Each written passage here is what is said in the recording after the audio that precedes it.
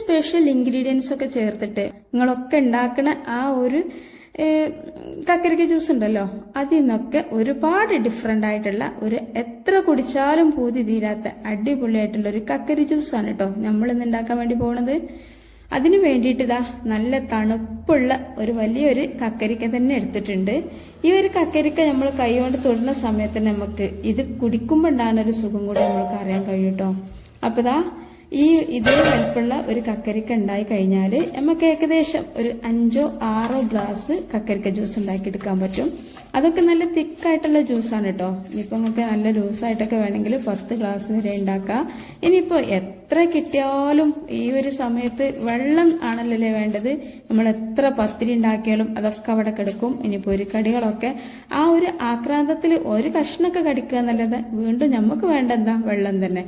എത്ര വെള്ളം കുടിച്ചാലും ദാഹിച്ചു കൊണ്ടേയിരിക്കും. അപ്പൊ ആ ഒരു സമയത്ത് നമ്മൾ ഏതെങ്കിലുമൊക്കെ വെള്ളം കുടിക്കുന്നതിനേക്കാളൊക്കെ പ്രത്യേകിച്ച് നാരങ്ങ വെള്ളമൊക്കെ കുടിക്കുന്നതിനേക്കാളും നല്ലത് ഇതുപോലെ നമ്മൾക്ക് ഹെൽത്തി ആയിട്ടുള്ള ഡ്രിങ്കുകൾ കുടിക്കുകയാണ് കേട്ടോ.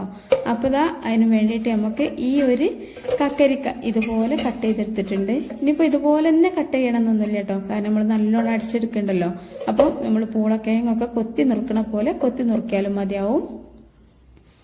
എന്നിട്ട് ആ കക്കരിക്ക മുഴുവനും ഞാനൊരു മിക്സിയുടെ ജാറിലേക്ക് ഇട്ട് കൊടുത്തിട്ടുണ്ട്. ഇനി നമുക്കിതിലേക്ക് നമ്മൾ പറഞ്ഞിട്ടുള്ള ആ ഒരു സ്പെഷ്യൽ ഇൻഗ്രീഡിയൻസ് ഉണ്ടല്ലോ, അതായത് അത് മറ്റൊന്നുമല്ല, നമ്മുടെ ഏറ്റവും കൂടുതൽ ടേസ്റ്റ് കൊടുക്കുന്നതും അതുപോലെ തന്നെ നമ്മുടെ ശരീരത്തിന് ഈ ഒരു ചൂടുകാലത്ത് ഒരുപാട് ആവശ്യമുള്ളതുമായിട്ടുള്ള ഈ ഒരു പുതിനയിലാണ് കേട്ടോ.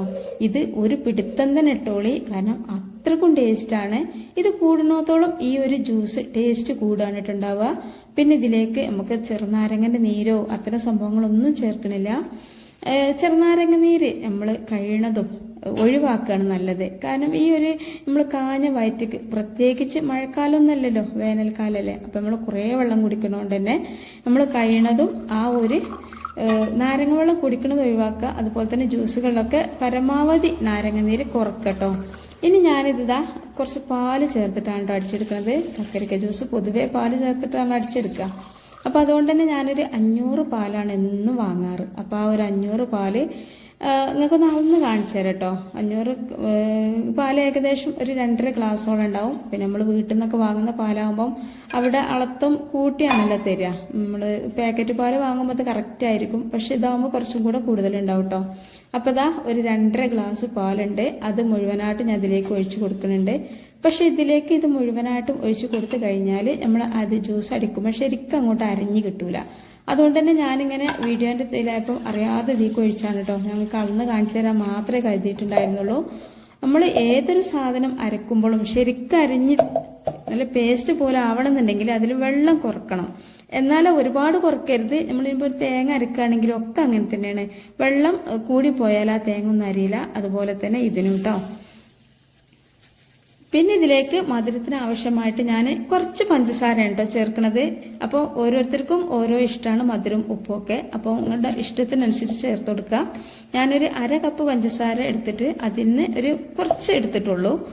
അപ്പോൾ അര കപ്പൊക്കെ എന്ന് പറഞ്ഞാൽ ഇട്ടുകൊടുത്താൽ ടേസ്റ്റ് കൂടെയുള്ളൂ. മധുരം കൂടുന്നത്തോളം ടേസ്റ്റാണ്. എന്നാലും നല്ല ഹെൽത്തി ആയിട്ടുള്ള ഡ്രിങ്ക് ആകുമ്പോൾ ഒരുപാട് മധുരം വേണ്ടല്ലോ എന്ന് വിചാരിച്ചിട്ടാണ് കേട്ടോ.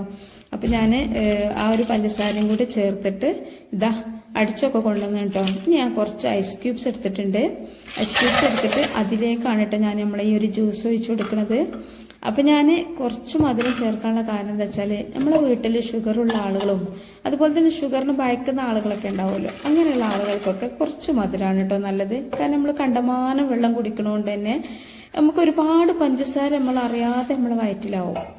ബത്തക്കൊക്കെ കൊണ്ടുവന്നാൽ ഞാനൊക്കെ എന്താ ചെയ്യാന്ന് വെച്ചാൽ അത് കഷ്ണം വെട്ടി കഴിക്കുകയാണ് ചെയ്യുക. ബത്തക്കയിലേ നല്ല മധുരം ഉണ്ടാവും. പിന്നെ നമ്മളതിൽ കുറച്ച് ബത്തക്ക വെള്ളമൊക്കെ ഉണ്ടാക്കിയാലുള്ള കുഴപ്പം എന്താ വെച്ചാൽ കണ്ടമാനം പഞ്ചസാര ഇട്ട് കൊടുക്കണം. അപ്പോഴാണ് ആ ഒരു തണുത്ത വെള്ളത്തിക്ക് നല്ല മധുരം ടേസ്റ്റും കിട്ടുള്ളൂ.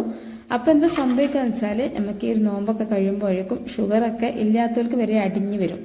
ഈ കക്കരിക്ക ജ്യൂസൊക്കെ കുടിച്ചു കഴിഞ്ഞാൽ ഷുഗറൊക്കെ പോവാണ് ഉണ്ടാകുക. പക്ഷെ അത് ഒന്നും കൂടി കയറി വരും നമ്മൾ പഞ്ചസാര കൂടുതൽ ചേർത്താൽ കേട്ടോ.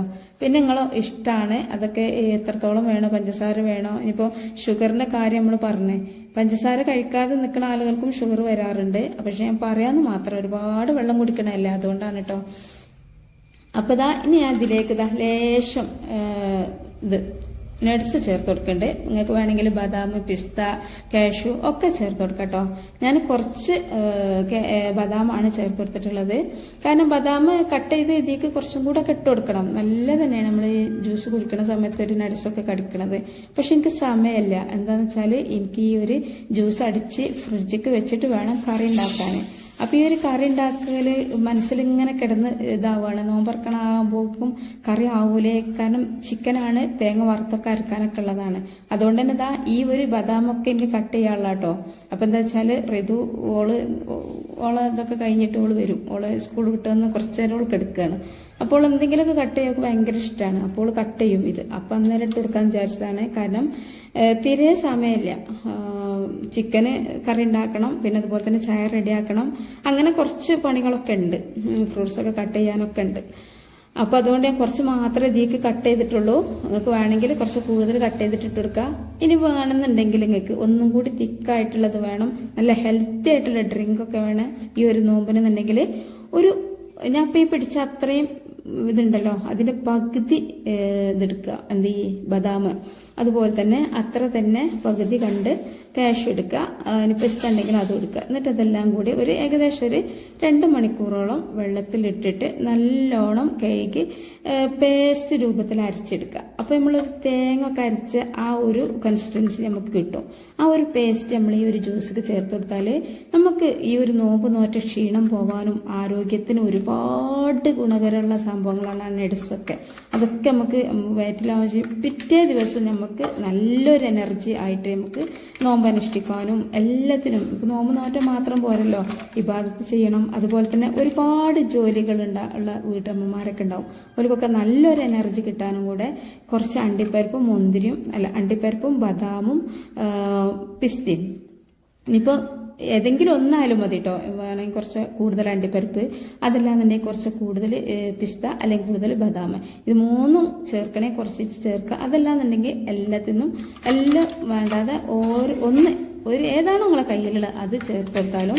പക്ഷെ നിങ്ങൾ 2 മണിക്കൂർ വെള്ളത്തിലിടണം കേട്ടോ. വെള്ളത്തിട്ടിട്ട് അരച്ച് പേസ്റ്റാക്കി ഇതിലേക്ക് ചേർത്ത് കൊടുത്താൽ ടേസ്റ്റും ഉണ്ടാവും, സൗന്ദര്യം വർദ്ധിക്കാനും ആ ഒരു ക്ഷീണം എല്ലാം മാറാനും ഒരുപാട് ഹെൽത്തിയാണ് കേട്ടോ. രക്തം വർദ്ധിക്കാനൊക്കെ സഹായിക്കും. അപ്പം നമ്മൾ വീഡിയോ നിങ്ങൾ കണ്ടുകൊണ്ടിരിക്കുന്ന സമയത്ത് ലൈക്ക് ചെയ്യാൻ മറന്ന കൂട്ടുകാരൊക്കെ ഉണ്ടെങ്കിൽ ഒന്ന് ലൈക്ക് ചെയ്യട്ടോ.